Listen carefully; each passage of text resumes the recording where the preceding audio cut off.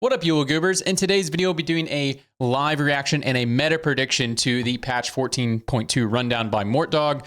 So this is a relatively small patch in relation to last patch. Last patch, we had like 100 different balance updates. It felt like a mid-set, honestly. And this one's going to be a lot smaller, but still some very important changes to the meta because there are 3 reworks to champions, especially to KARTHUS, which is going to change his gameplay and perhaps his itemization quite a bit. I have not watched the rundown yet. I have not seen the specific numbers, so this really will be a live reaction, and I'll give you guys my thoughts as we go through. With that out of the way, let's get into it. Rather than talk about it all day, let's dive in and see what's going on here. We love you, Mort. Let's do this. First up on the Portal side, Silver Symphony and Decrescendo have been removed. This should be pretty obvious why, but basically, we like Recombobulator as an augment. It's a very fun augment, and if you're in the situation where Recombobulator is a great play, it's a cool thing. What we don't like is when you know Recombobulator has a high chance of appearing, and then you play around it. It's pretty unhealthy. Yeah, I feel that. I actually really like Silver Symphony because it's just a way to not play some of the like really crazy portals sometimes when all you have is like, it's like Scuttlepuddle and Crabgrave are the only other options and you want like more of a normal game. But I am totally with Mort. If you've seen a lot of high elo players, when they have like Silver Symphony or Decrescendo, you'll see them like re-roll for Recombobulator. Because especially if you have like a 3-star 3 cost or a 2-star 2 cost or 2-star 3 cost even, or multiple 2-star 3 cost, or a 4 cost on your board, then you can play around this. And that is definitely unhealthy. Recombobulator should definitely be something that you don't play around and is something that just like pops up and you're like, oh shit, I have the spot. When you know it's a high chance of coming, yeah, you really, it can create some very degenerate scenarios, especially in higher elos. And both of these portals turn into... I actually like both of these portals, but yeah, for that reason, it kind of sucks. 4-2 who can prep for Recombobulator lottery. So we're not really a big fan of that. So both. Yeah, you just win the game for free if you prep for it and you hit. Recombobulator will still exist at 4-2. And it works out anyway because Silver Symphony was like the 3rd least picked portal. Decrescendo was only popular because it had a prismatic opener. So they can both go away. Cruel Pact can no longer be Dog talks very slow. Radiant Blessing portal. It turns out in the Radiant Blessing portal, if you get your Radiant Blessing at 2-1, it's pretty good. Probably too good. Fix that. Cool. All right, headliners. This is probably the biggest change of the patch. If you want really good detailed stuff, you can read my post on Reddit about this. But basically, there are 2 things changing with headliners that most players won't have to worry about, but some of the most insane challengers... They're fixing the rules. First off, we fixed an issue that blocked units that shared a trait with previously offered headliners. What this means is, it used to be if you saw a Crowd Diver Yone in your shop, you could not see any of the Heartsteel headliners, or like, it would block off all the wrong headliners. It's kind of a bug. It created a lot of problems. So that's bad. That's gone. Fix that bug. Second thing is we removed the ability to affect headliner distribution by buying a headliner. If you've ever watched my stream before, you might have seen like, oh, I see a Sentinel Cassante, but I really want the Heartsteel Cassante, so I buy the Cassante and I sell it. That doesn't do anything anymore. There's no weird trickery. It was a dumb hidden rule that caused more confusion than it should have, so that's gone.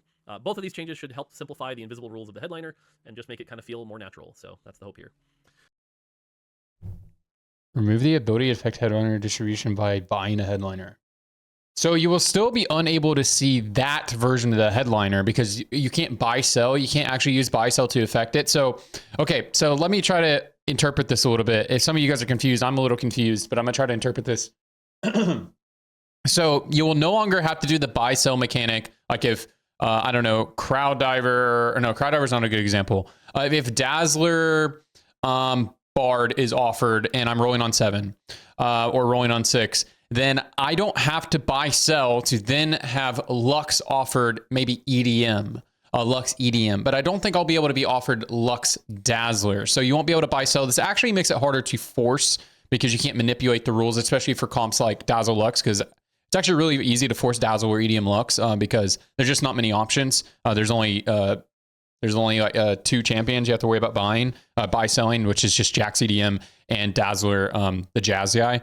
So it actually makes it harder to force, if I'm interpreting this correctly. So it still will occur if you have Dazzler chosen offered in your next 7 offerings or 4 to 7 offerings, whatever the rule was before. You will still not be offered any Dazzler headliner, like the +1 Dazzler. But you could still now. But now with the fix, you could be offered Lux EDM even if you didn't buy sell Dazzle Bard. I know that's confusing, but you won't. But still, the hidden headliner rules that are on purpose. You will not, if you skip the Dazzle Bard Chosen, you will not be offered Lux Dazzle Chosen, but you can be offered Lux EDM Chosen now. And then now they remove the ability to affect headliner distribution, so you'll never actually buy sell anymore, which is kind of weird. It's kind of weird a little bit because that actually helped you get your desired chosen. If they just remove the first rule and didn't remove the second one, it actually makes it really easy to like force Lux and something like that. But I guess maybe they don't want that. I don't know. But now you don't ever buy sell is what it's making it sound like. This is interesting. I don't know. I thought they were just going to remove the first one and then we still buy sell. But I know they just don't want people to buy sell. But now you can't actually manipulate your headliner distribution at all. It seems like you just got to buy the ones that you want and roll and hope you get it, I guess.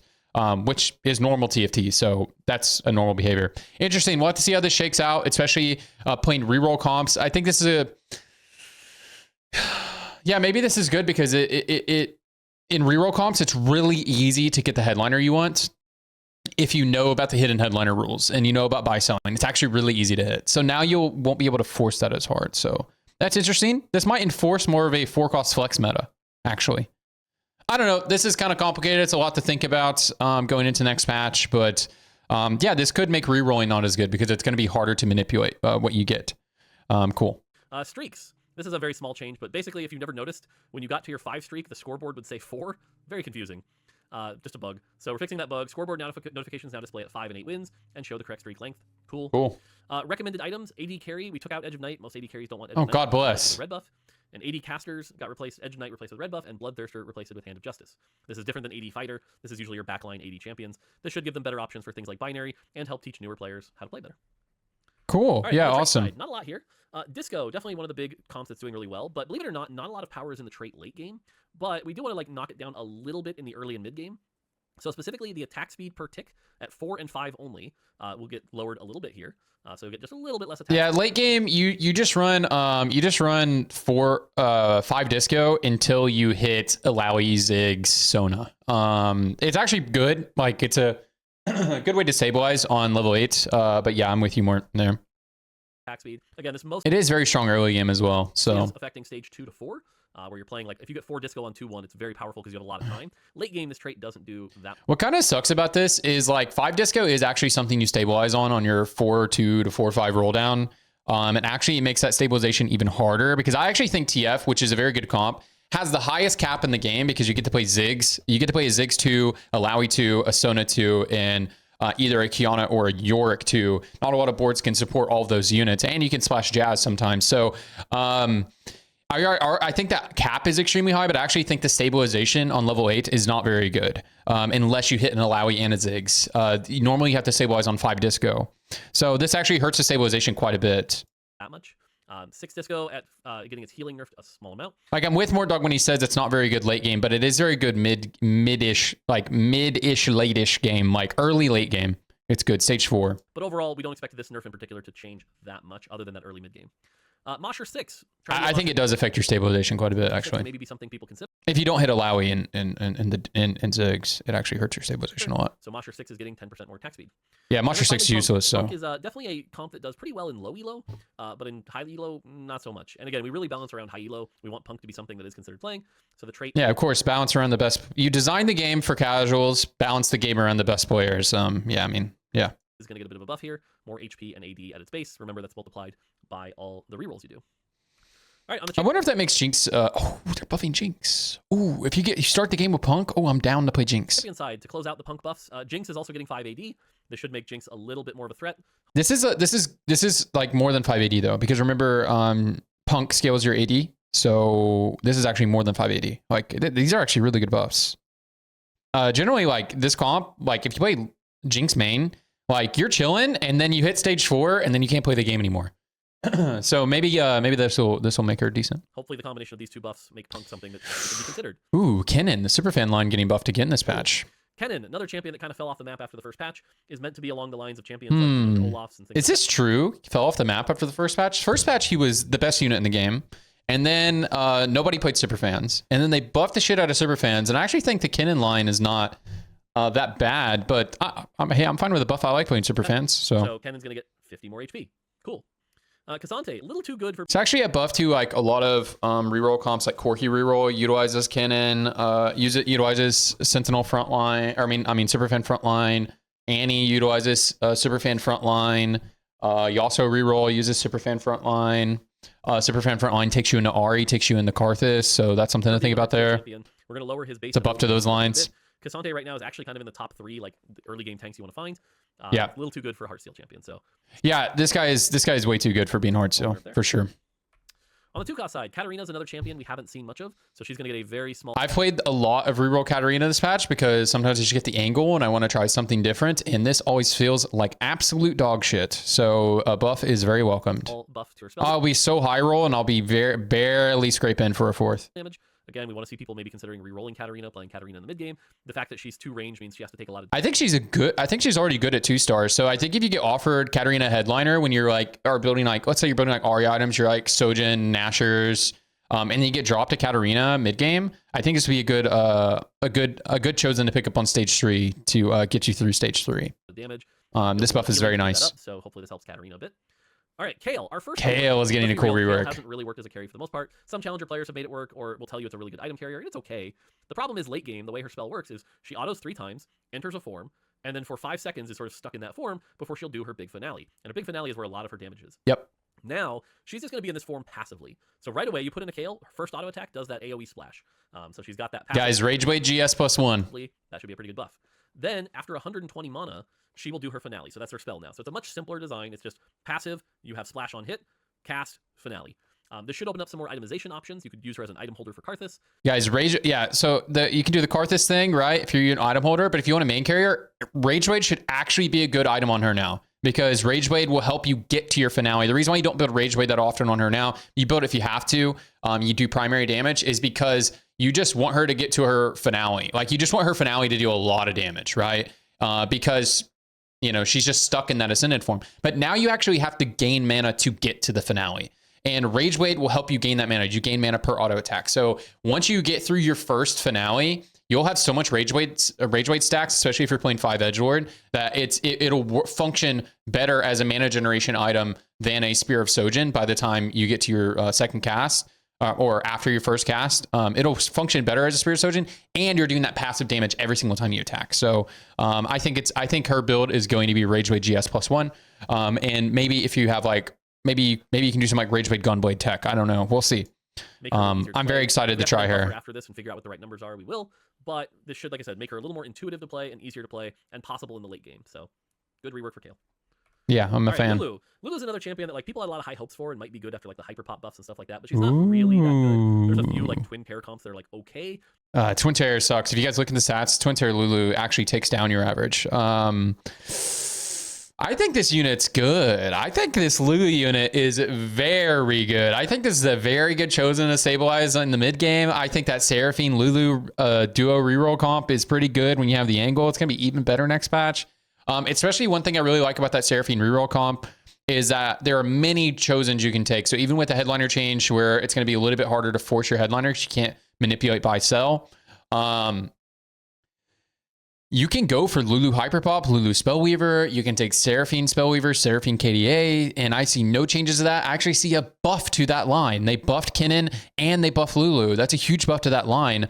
Guys, really look out for Lulu and Seraphine duo reroll on next patch. But we want her better than okay. We want her good. So she's going to have that third cast. I think Lulu's good, man. I think it's hard for her to main carry, but she's a good unit. People also do quite a bit more damage, actually. So that should be able to chunk some people when she gets to that cast. I mean, bro, this 360? 280 to 360? Imagine putting a GS on her that scales it up. Dude, you're just one-shot front lines. Loading things like rapidly casting. Won't you? Doing well with Hyperpop. Riven, one of the big melee stars of this patch. Riven 3 doing very, very well here. She's a little too strong. Ability damage just a little bit. Honestly, this is a pretty light nerf for how strong Riven is. So yeah, I think when you have the angle, you can still play it. I mean, unless the meta is completely different. Probably should have given this to her last patch when we buffed 8-bit. Didn't, so she's getting there. Urgot's a new rework. All right, Urgot, our second rework. This is a pretty minor rework, and honestly might not be enough, but we'll keep an eye on it. Basically, when Urgot casts his spell, he begins auto-attacking with these like AoE cleaves that are really powerful, especially in stage 2. Yeah. Really just AoE melt people that aren't prepared for it. That's going to be a bit of a nerf, but to trade off, If Urgot ever only hits one target during this, it's now going to do 50% bonus damage. So if you have an Urgot 3 with powerful items and can get on like their tank, it should be doing a lot of damage to. So what's interesting about this, I think Urgot's still going to be the GOAT of stage 2. Like he's just like the best 3 costs to slam on your board on stage 2. He's just the undisputed absolute GOAT. If you get him dropped, like you can streak as long as you have like some front line and like a decent team set up for him. You can totally streak with this dude. I think you actually can streak just as well. So it'll be harder to chew through the front line at the beginning of the fight, but now deals 50% bonus damage ability when he only hits one target. When you're playing the early game, you're versus 4 units, and then you kill the front line. There's only 1 unit in the back line or 2 units, and then once you're in that 1v1 scenario, like, I mean, you guys know this is when you should get in overtime with Urgot usually wins. Now he'll be even better in overtime. But I'm actually a big fan of this change because I do agree with what Mort's going to talk about here in a second if he hasn't already said it, is Urgot's, I always talk about Urgot, he's like the GOAT on stage 2. He's a beast. And then I always talk about like he is absolutely worthless post stage 4 a lot of times. Once you get him 3-star, he is very strong, but like he can't main carry. Like you cannot have a main carry Urgot comp, and it's because he just you know, he has a tough time getting through the tanks, and then once you're in those 1v1 scenarios, he just doesn't deal enough damage in the end game. A lot of times, especially if the enemy has any type of healing, he just doesn't burst enough. So yeah, so this is cool. Does this mean main carry Urgot's going to be a no, absolutely not. You will still always need to side carry Samira, or maybe you can do some weird 6 Mosher tech this patch. I don't know. They buff 6 Mosher. I don't think it's that good, but 6 Mosher does buff Urgot quite a bit because it's attack speed. That's the part they buff. So we'll see what happens. I think this guy's still the GOAT of stage 2. Honestly, I think this changes nothing for Urgot. Really, just helps him a little bit if you have to primary carry him. To melt through it. It also gives us a lever now where if that's not enough, it could be 75, 100%, whatever. But Urgot should now not just get stuck on a single tank. This should help Urgot out a bit. Hopefully makes Urgot 3 something you actually care about. Vex, probably the bane of this patch. Yeah, this is a great change of Vex. Dude, this whole set, I have just said, this Vex unit is so broken. Deals so much damage, is so easy to splash in so many comps, and just stun. It has a stun, man. Like, what? If Vex why does it one-shot me and stun me? Her spell and hit the enemies, they all take a metric ton of damage, and if they don't die, they're also stunned for 1 point. Yeah, what's going on? Well, now they're only going to be stunned for 0.75 seconds. So it's yeah, there we go. Stun. It still kind of like stops them in their place, but hopefully they can get back to doing their job. It's more of an interrupt now. And she does a lot of damage anyway. That's probably enough. So hopefully this also helps out melee carries a lot. Yeah. Vex really didn't need to be stunning comps repeatedly, especially when she's got emo active and can then cast a bunch. So hopefully this leads to it's some bullshit, man. All right, Karthus, our last rework. This is the big one. Probably the most confusing rework. So Karthus is this champion that if he casts his first spell and it crits and it hits your backline, you lose, right? 5 seconds into a fight, you probably lose because your backline disappeared. It's not really fun to play against, especially if a Kali makes your primary carry get that Karthus ult. So instead, what we're going to do is Karthus's ability, we're going to remove the randomness out of it. So first off, if Karthus's ability is able to crit, it will. What that means is you're still going to need a Jeweled Gauntlet or 2 Executioner, but as long as you have that, it will crit. The second thing is because of that, obviously you're like, well, now 4... So that actually means... Wait, let him say. Worthless. Or why would I ever build crit items? No, crit items will convert to AP. So if you put like a Guard Breaker on, that's also AP. If you put 4... Okay, I was about to say, I was like, yeah, why would you ever build crit items then? Yeah, okay. More AP. Cool. No longer gains mana from kills, so he's not going to like reset and cast 3 times quickly. But every time he casts, the spell's going to get bigger and bigger and bigger. It's going to get 30 AP. So the first cast, not going to hit as hard. Second one might start to catch up. Third one, and then like by the 4th or 5th, this will start deleting stuff. And the idea here is also, you ever get down to that moment where it's like Karthus versus 1 or 2 units, but they're tanky, so Karthus can't finish them off? This should help Karthus with that. So now to compensate, the mana is going down. There's probably a build with him where it's like Shojin Mana Zane is probably very good on him now. He's going to want to cast a lot.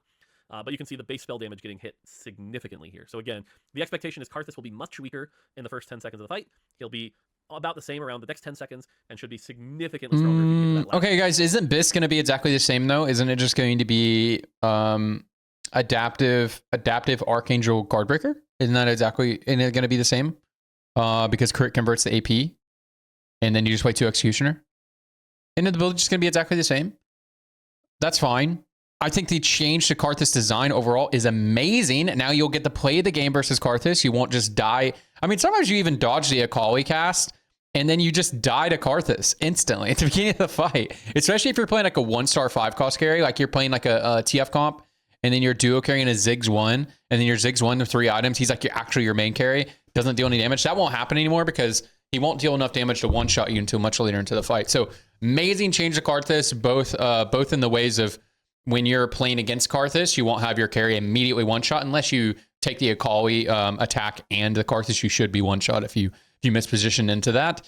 You won't be one shot unless that. And then also for the Karthus player, it's easier for you to win the end of fights. So I think this is great for everybody. This is an amazing change. Obviously, we're gonna have to see it in game to see like if this is still strong. Who knows? Like who knows what this does to balance around like if Karthus is going to be strong next patch. I have no idea. I'm just gonna have to see the game. But I think he'll probably still be strong. We'll see. Last 10 seconds of a fight. All right, Twisted Fate probably gets one of the bigger nerfs of the patch here. He's just doling out a lot of damage, and the fact that he can skip frontliners and just kind of go, hi, backliner, you're dead with some random cards, a little too much. So we're slowing down his cast cadence. He'll need one more auto if he's got a Shojin on him. And I don't know if he needs both nerfs.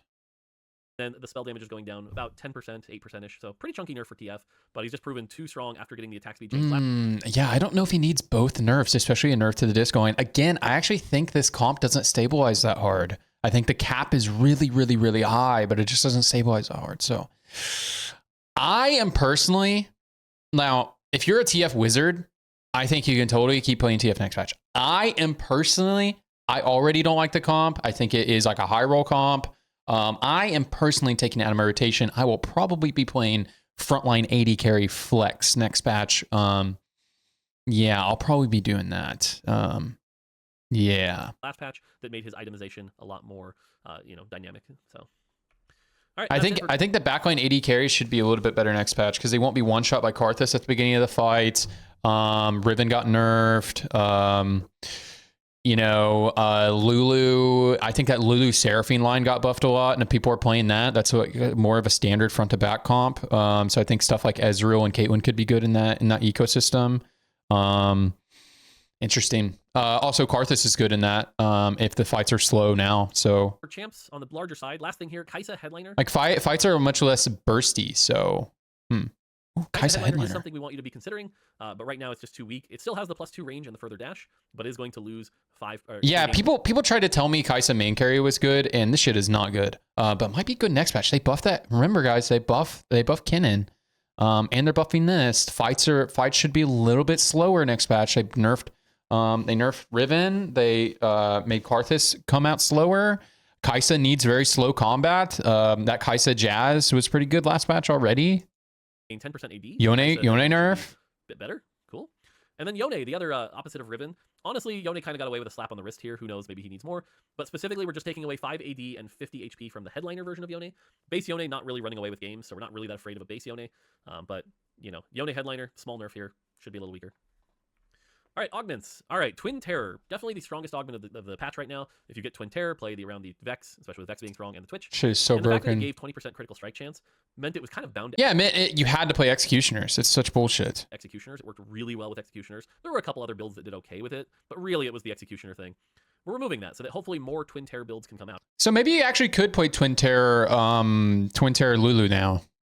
So the crit chance is gone, but the HP and attack speed are going up. So hopefully this can lead to a lot more interesting Twin Terror builds.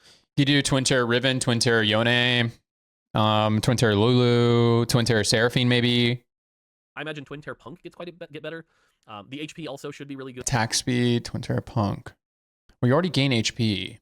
Twin Terror Jinx maybe? Like maybe? Because we actually want you to consider playing frontliners. I don't know. Right now, Twin Terror, you almost ignore frontliners completely. You could take it and just honestly play Twin Terror honestly as kind of like an econ augment because you wouldn't want to play 2 Vys. Enough health to be worth it.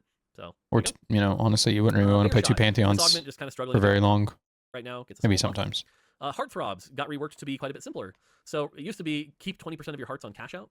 Now it's you gain 20% more hearts. Ooh, I'm going to take that. This should be a lot more exciting. Yeah. I imagine people are going to really like this augment who like those big cash outs. Yeah. With the raise the stakes, which should be fun. Yeah. Very popular augment now. Last Stand, little too good for how powerful it was to really seal the deal. Just an insane win rate. Gets a light tap here. 20 less HP, 2 less armor, MR, and Omnivamp. So should still be good. Submit to the Pit after its rework last patch ended up a little weak, so +1 to all of its stats. There's a lot of buffs to Mosher line right here with this. Sierra got buffed, the Mosher buff. It's just kind of weird to like visualize this being meta because even when Jax was meta, it was EDM chosen. So I wonder if you could play Mosher chosen Urgot Jax duo and that actually be good. Like I would play it sometimes, but I always felt gated at a 4th. Even when I was really high roll, I was like, man, I wish I just had EDM Jax chosen. Maybe that's going to be a thing next patch. We'll see. honestly. We'll see. Too big to fail. I love this augment. This is one of my Yeah, this augment's awesome. It's a little too strong. too good. Only a little. So that's why we're giving it a very It's probably my favorite. It's my favorite gold tier augment in the game. light tap from 40% to 35%. Should still My favorite augment in the game is a silver augment. I don't know why I can't remember right now. The one where you get an anvil and you get 4 gold. I love that one. be good. I imagine people are still going to play this with their Olaf comps and do very well. Good for something 1, gets a small buff to its gold chance drop rate, and late game specialist gets 3 more gold. Woo! That'll change everything. It's a late game specialist meta. On the item side, Goldmancer Staff just gets out of control if it starts getting kills. I've seen this item drop upwards of 80 gold in the game. That's way too much. So we're going to cut the gold in half. This is definitely going to nerf the item. This is another really big nerf. You're going to see a lot less gold from this item. Now, that being said, 80 gold becoming 40 gold, still a good item, but it probably didn't need to drop that much gold. Thieves Gloves. This is actually a change that probably should have came with the level 10 cap. But Thieves Gloves, the way it works is the higher level you are, the more likely you are to roll good combinations of items. Ooh. And it turns out when you can go to 8 much quicker and 9 safe, Thieves Gloves ends up really good. Dude, sleight of hand into a fast 8. Dude, sleight of hand into a fast 8, 80 flex is going to be really good. Like, that's going to be really good. Like, a lot of games, if I get sleight of hand or lucky gloves or anything like that offered, I usually just, because you get such insane tempo from those sleight of hand and that shit. You just go 8 and then you like buy Zed, buy Akali, buy Poppy, buy buy Viego, buy Karthus. And then you just slam the TGs on the 2-star units. I think it's going to be a really good strategy next patch. So this is a bit of a nerf to Thieves Gloves. Goldmancer need to be nerfed. 7, 8, 9. If you're interested, I'll post the actual odds, but it's not a huge nerf, but it is a nerf. So Thieves Gloves is going to be a little... less likely. Less likely. I'm an idiot. Weaker. All right, on the champion side... Yeah, I was about to say, that sounds broken. Remember, small Okay. changes are things we don't expect to radically change the meta or anything. You probably won't even notice them, but they are small changes to try to get them in a good spot. Sorry. Dude, okay, hey, Corky Reroll got buffed a lot. You remember they buffed Garen last patch, and they buffed the Superfan line. You usually play Superfan whenever you play this. Corky, kind of been struggling this patch, even as 2-1, like he's just not that great of an opener. Another buff to a Superfan unit. Okay. So we're just giving him a little bit more spell damage back. He lost it after the 8-bit buff, but honestly it didn't matter, so give him that back. Lilia getting another 10 mana off her spell should help Lilia. We did 10 last patch as well. Maybe if we do 10 every patch, maybe by the end she'll be 70 out of 70. I don't know. We'll see. Olaf, now categorized as an AD fighter. This is useful for 2 reasons. 1, it means new players will actually get told the right items what to build on Olaf. Yeah. And 2, but things like binary airdrop are based off this table. So now you should see better items on your Olaf from binary than, Dragon Claw and Bramble Dust. Yasuo is secretly a very good comp if you can get it early. Like, too good. Currently the best 1 cost in the game if you can get it going, which is great. We like that. Just need to tone it down a tiny bit. Yeah, he is good. Getting a tiny nerf here. Should just hit a little less hard. Remember, they're also buffing his line. A lot of times you do play Superfan with Yasuo early games. Remember that part of his line got buffed. So I do think this nerf is substantial, but you can still play him, especially if you utilize the Superfan front line. Still like him stacking. We like when Yasuo gets out of control. It's a good thing. Just tiny nerf. And then Jax struggles a little bit, especially at 1 and 2 star, because normally for Jax to be successful, he's taking a bunch of damage, that's generating a mana, causing him to cast, and he's healing back up. But at low levels with his attack speed, he's just not being able to cast quick enough. So we're giving him a little bit more attack speed to allow him to get those casts quicker, come back and... Remember, this will scale better with Vertical Mosher. Like, really keep an eye out for the 6 Mosher comp. Now, 6 Mosher is just so far from the meta that it's like hard to like think if it's going to be good or not. But remember, buff Urgot for in-game. They buff 6 Mosher. They're buffing Jax a little bit. Could be some tech there. Misfortune, another champion kind of struggling right now. She's going to get a small buff to her spell. That spell kind of tickles right now, so we'll do a bit more. Dude, this Kaisa, dude, this Superfan and Kaisa, this Superfan line is getting buffed so much. Like, so one of your outs when you're playing Superfan, so you have a lot of outs when you play Superfan. Like it's like the comp with like the biggest amount of outs. But like if you're tempoing with Superfans and like let's say you build AD items, you can stop off and play big shots, and like you could potentially Kaisa MF reroll, right? And then or you build AP items and you go into Ari, build AP and AD items, you go into Ari Akali, or you go into Karthus Viego Akali. So this Superfan line is going to be really good next patch, I think. More damage. Ezreal, and yes, before anyone asks, that is 4 big shots that have been buffed. Oh my gosh, it's a big shot meta. Ezreal is getting just the single part of his spell buffed. Obviously, dude, I really think like Superfan and AD Flex is going to be really good next patch. His big ult that like destroys half the board. Like you can build like the big shot items. Like you can build like the blue buff, red buff, IE shit again. Like you could totally do that again. And then like, especially if you have a Superfan opener. and then look to play if Kaisa reroll actually is strong. I think it actually will be pretty strong. It got buffed. The whole Superfang line got buffed. It was already like kind of playable in the right spot. I think the meta is slowing down with Karthus being reworked, with Yone and Riven not as strong. Like they're buffing like front to back stuff like Lulu and the other Superfan, like if other people are playing Superfans like that, those comps are a little bit slower. Dude, I really think you can like play the Superfan opener, build the like 80 flex items like the blue buff, red buff, IE, and then like look to either play Kaisa or just go 8 and play Ezreal, and then you get out of Superfans and build a normal comp. Or you can keep Superfans for all 8 and play Ezreal. This is it. Ooh, I'm gonna play 80 flex next. I'm excited to play 80. I like playing 80 flex. So, but that single spell just kind of tickles a little. I hate playing AP. So we're buffing that. Hopefully, to allow him to get a couple kills. Except for Seraphine. Poppy 3 is the weakest 3-star 4 cost in the game right now. So Poppy 3 is gonna be able to heal more per hit. 10% of her health instead of 5. Good for Poppy 3. Sona. This is a lot of text to basically say target dummies and allowy tentacles don't grief Sona anymore. God bless. That's really what this is saying. Ethereal and concussive Sona can no longer target training dummies at all, and the healing Sona will only heal if there's nothing else to heal. So basically, she won't prioritize dummies and tentacles. Cool. We know how much Sona hates tentacles. And then finally, bug fixes. A lot of bug fixes. Like I said, now that we're back, we can fix a lot of bugs. So here we go.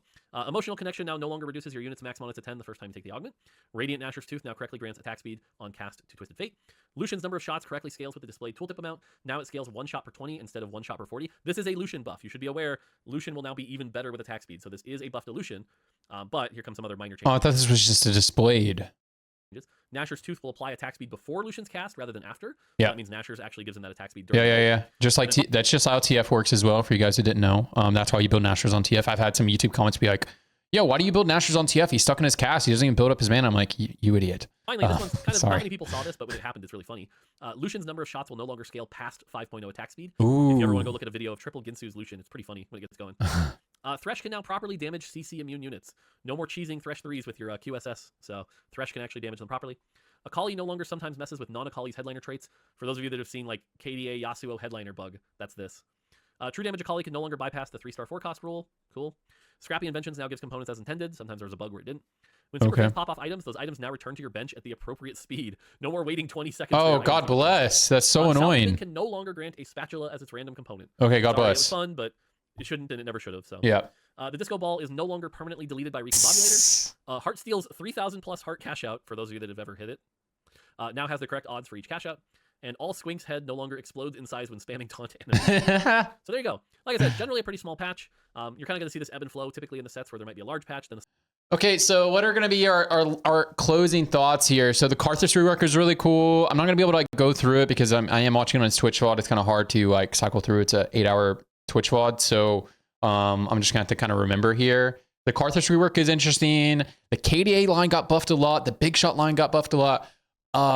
Dude, I think it's harder to force rerolls because of the you can't manipulate the hidden headliner rules. I mean, it's like a positive change for the game overall. It makes it to where you just kind of roll and skip the ones you don't want, buy the ones you do want. Like you just got to play like normal now, but you won't be able to manipulate the odds as much. Like thin out the pool because you know that you can't be offered those ones anymore and you kind of force into your chosen. But it's really nice not to have to buy, sell, and like lose econ all the time. So overall, net positive change, but you won't be able to manipulate your odds, which actually kind of hurts reroll a little bit. Look out for Punk reroll, like when you get the Jinx opener, like you just start the game with Jinx, it could be interesting. Look out for the KDA line. They buffed the KDA line a lot. They buffed Lilia, they buffed Kennen, they buffed Kaisa Chosen, they buffed MF, they buffed Ezreal, which like Ezreal isn't in the KDA line, but like MF and Kaisa is. So like they buffed 80 flex in that way. They buffed Lulu if you guys want to play the Lulu Seraphine reroll. And like that's one where you don't have to manipulate the odds to get what you want because there are 4 different chosens you're fine with taking in that comp. So like really look out for super fan lines. That Punk thing is interesting. Like I think the meta is going to slow down. Look out for super fan lines and look out for 80 flex. I think we could be back in an 80 flex meta, but not degenerate like the last one we had where you just like lose the game on purpose, roll for Ezreal, Caitlyn, GG. But look out for that. Like, oh man, this patch is going to be really interesting. We'll see how this shakes out. And yeah, appreciate you guys. You guys want to catch me live? I stream at twitch.tv/TrajanTC. I'm going back to streaming 5 days a week. I was streaming every day. Was a little bit too much for me. So I'm going back to streaming 5 days a week. And we'll have video content up pretty much every day if we can. Anyways, appreciate you guys. And I'll see you on the next one. Have a good one. Bye-bye.